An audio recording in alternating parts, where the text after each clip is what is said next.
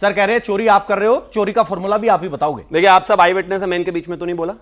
इन्होंने शुरुआत में कहा कि बिहार में 93% वोटिंग हुई। जब ये शुरुआत में आए, इन्होंने सब्जी बनाने की विधि बताई तो मुझे लगा कि हो सकता है कुछ पन करने की कोशिश कर रहे होंगे, लेकिन तर्कों से पता चल गया वाकई रसोईया है। अरे बिहार में 66% वोट हुआ है भाई, कहां से 93% वोट हो गया?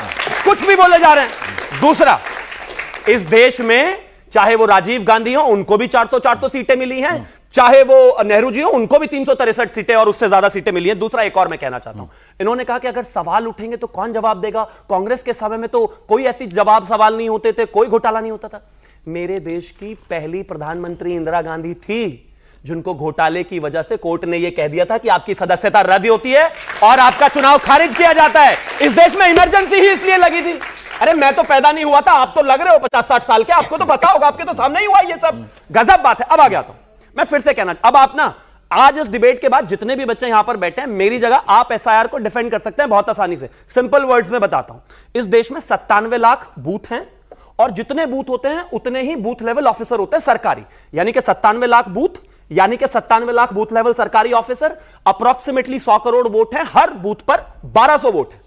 अगर एक बूथ पर 1200 वोट हैं तो एक परिवार में आमतौर पर कितने लोग होते हैं? 4 मान लेते हैं। 1200 वोट में एक परिवार में 4 आदमी हो गए, तो यानी कि 300 घर हो गए। वहां पर एक बीएलओ है, एक बीएलओ को 30 दिन में उन 300 घर पे जाना है, यानी कि एक दिन में सिर्फ कितने घरों पे जाना है? 10 घरों पे जा सकता है आराम से, बहुत आसानी से ये प्रोसेस हो सकता है। अभी तक 0 कंप्लेंट आई है, ये इसका प्रूफ भी है। बिहार में 0 कंप्लेंट है, इससे पहले जितने भी एसआईआर हुए 0 कंप्लेंट है, और अभी तक यूपी में, बंगाल में, सब जगह 70% काम हो चुका है, कोई कंप्लेंट नहीं। इसका मतलब कंप्लेंट कहीं है ही नहीं। ये डरपोक, हारे हुए, मरे हुए खत्म पार्टी के लोग हैं, इस वजह से माहौल बना रहे हैं। अगर कंप्लेंट होती तो ग्राउंड पर होती, अगर दिक्कत होती तो ग्राउंड पर होती, कागजों में होती, डीएम के पास होती, ईआरएम के पास होती, कोर्ट में होती, कहीं भी तो नहीं है। लेकिन प्रॉब्लम, दिक्कत यहां नहीं है, चुनाव आयोग के डेटा में प्रॉब्लम ही नहीं है, सोनिया जी के बेटा में प्रॉब्लम है। चुनाव हार के यहां पहुंच गए हैं, शहजाब से आपको दर्द है। शहजाब बड़ी सब्र से इंतजार कर रहे हैं। शहजाब, आप एआईएमआईएम से आते हैं, एक सेकंड आ रहा हूं आपके पास। आपने बहुत लंबा समय दिया, जवाब बनता है बिल्कुल। सर शहजाब जी आपके विपक्ष में ही है। शहजाब, सवाल ये है कि यहां बीजेपी और इंडिया अलायंस एसआईआर के मुद्दे पर आमने सामने है, एआईएमआईएम कहां खड़ी है?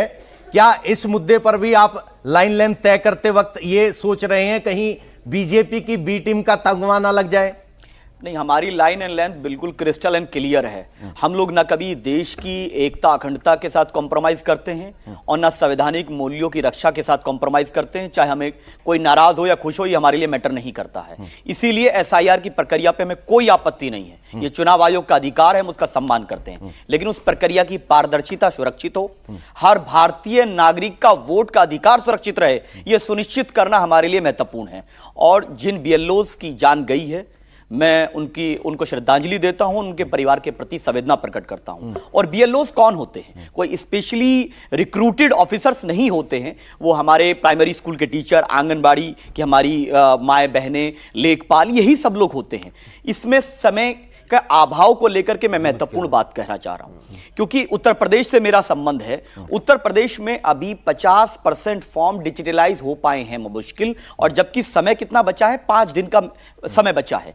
तो इस समय सीमा को बढ़ाना चाहिए, जिससे बीएलओज पर प्रेशर कम होगा। वो भी एक इंसान है, आप उनको प्रेशराइज नहीं कर सकते। दूसरी चीज, 10 सेकंड मुझे कंप्लीट करने दें, क्योंकि अभी उत्तर प्रदेश में कोई चुनाव नहीं है, कोई बहुत जल्दबाजी है। तीसरी चीज ये है कि जो शिकायतें आई हैं, क्योंकि बीएलओज नहीं जा पा रहे हैं, 3 प्रकार की समस्याएं आ रही हैं कि सब कुछ अवेलेबल है, लेकिन जो सिस्टम दिया गया है बीएलओज को ऑनलाइन फिल करने का, वो बोल रहा है डेटा नॉट फाउंड।